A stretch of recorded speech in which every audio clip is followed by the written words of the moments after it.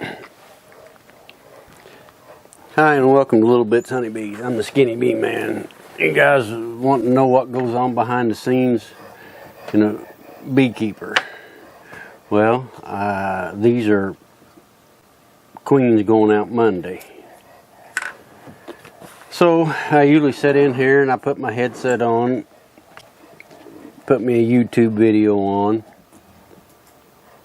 and get the cages ready to go. This is queen candy. I've got a video out there. I showed you guys how to make queen candy before. I've never showed you getting the cages ready to go for queen shipment. I just start out with a small ball of it. You got to put a cork in the end. Then I put small ball in there and add or take away from until I get it flush to the top. Put it in the stack.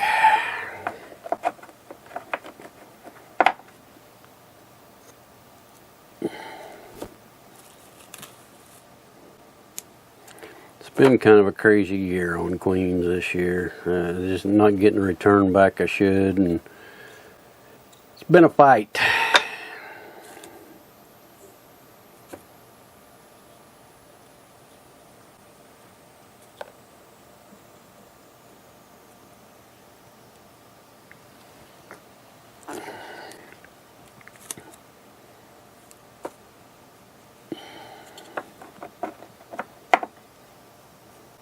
Got one more to do here, and then we'll go to the next step.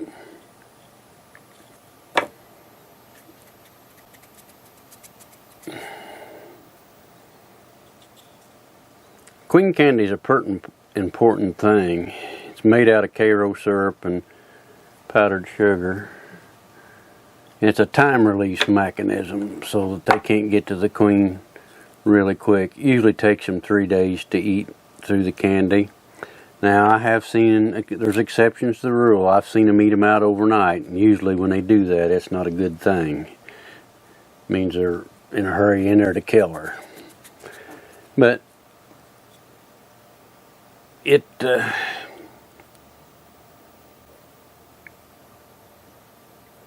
like I say, usually does take about 3 days for them to eat it out.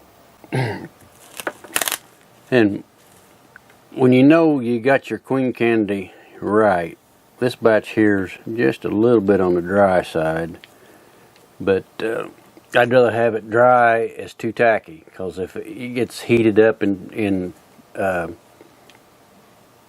shipment, the queen candy can run all over the bees and kill the queens, and that's not a good thing. We take precautions not to do that. But when you're making queen candy, and you roll it to about a 3/4 inch size roll, and you pull on it, it should break square crossed. It shouldn't stretch. Then you know your queen candy's pretty close to being right. I just keep it wrapped up in saran wrap on the desk. It keeps pretty good that way. Next step in the process, I just got little squares of either wax paper or parchment paper, and I place that right down over the queen candy. It does a couple functions. It keeps the queen candy from drying out, and if you got a big shipment, a bunch of queens, keeps that candy from getting warm and running out, oozing out the cage, and taking a chance on killing queens.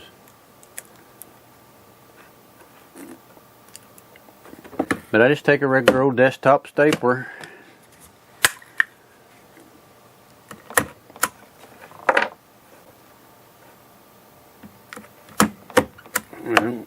that one didn't do.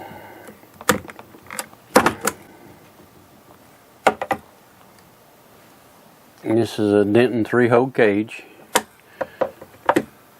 Now I do something that very few people do. There's only a handful I know in my group that does this. Let me get a cap for one of these. There we go. But I've got I've designed a water tube and 3D printed it. It's got the sponge in the end of it. It's got a small hole in the end.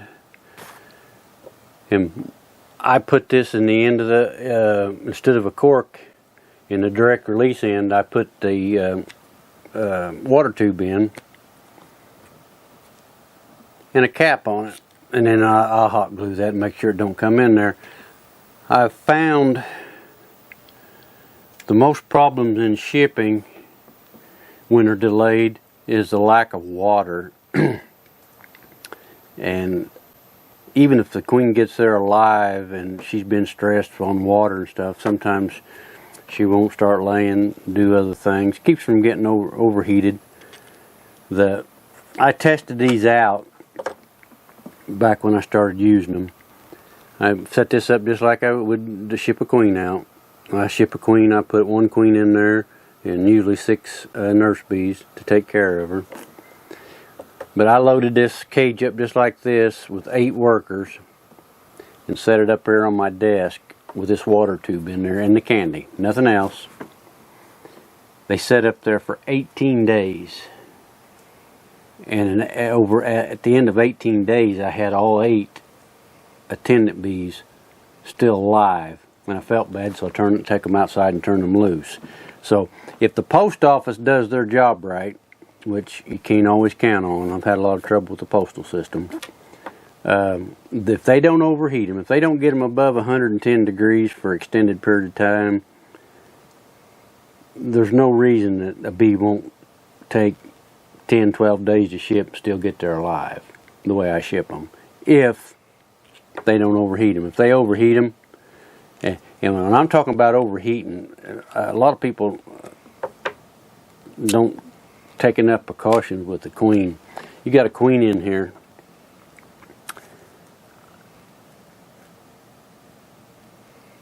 And sometimes they come pick them up.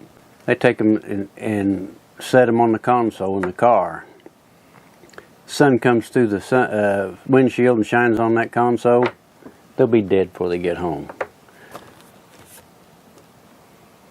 I never let the sun hit my queens. I always keep them upside down or my hands over them. Sunlight's not real good. If you got them in a cage like this and it's a 95-degree day and you set them out in the sun, they will not last 5 minutes. They'll all be dead. Fact, been there, done that. They won't last no time. So sun's really important, and heat. But just a short video showing kind of what goes on behind the scenes. You see I've got several more here to do, get shipped out.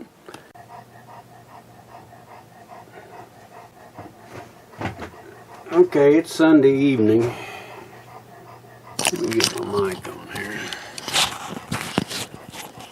I went out today and collected all the queens that need to be shipped tomorrow.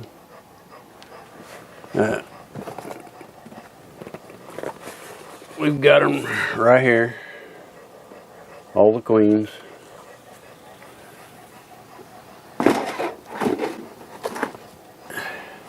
And here, you can't read it, but this is my database. Tells me all the personal information and what they've ordered. I've already got the boxes made up. Shipping's already paid. And the first thing I do is get the guys' order together. This particular guy here's got 6. He has a 2 Buckfast.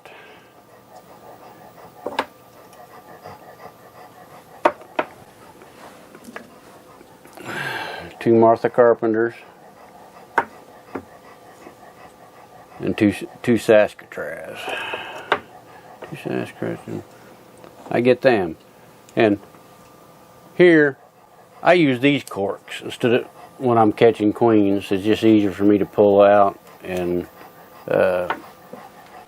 manipulate. But I get the box ready. Then I've got my water tubes we talked about before. I'll just pull the cork out of it. Put the water tube in there, like so. Take a hot glue gun. Give it a little shot there.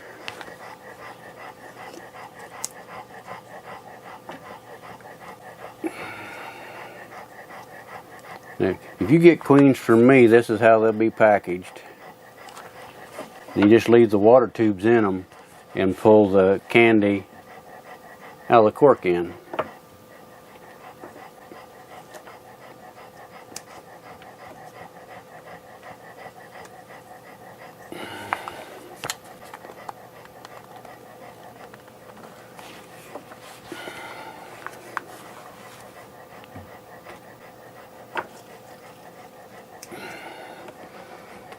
You pull that cork out, you need to make sure your queen ain't there. She'll run out there and you put the water tube in and cut her head off.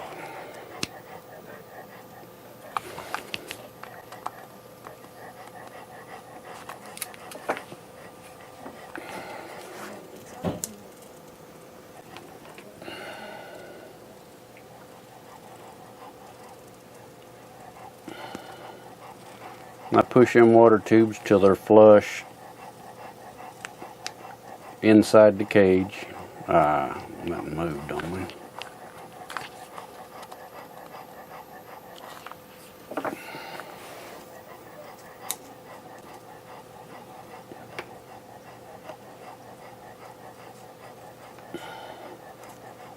Some of them fit a little tighter than others. But when I hot glue them, they won't none of them come out.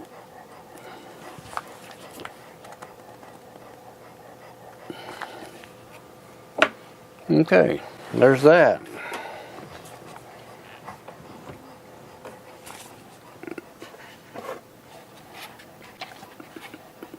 Now at this point in time, I mess up, so I go back to my database and make sure he's got 2 buckfast, 2 mite molars, and 2 Saskatraz. I count them one more time: 2 buckfast, 2 Marthas, 2 Saskatraz. Double check his name on the box.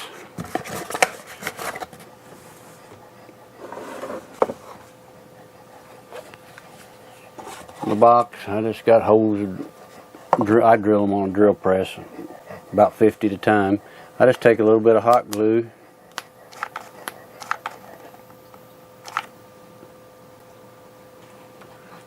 stick them to the box.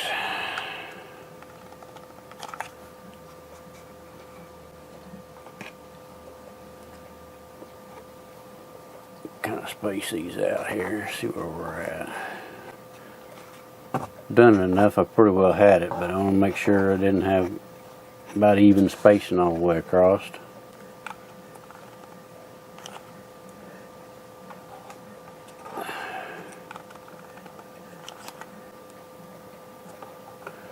I usually do this the night before shipping.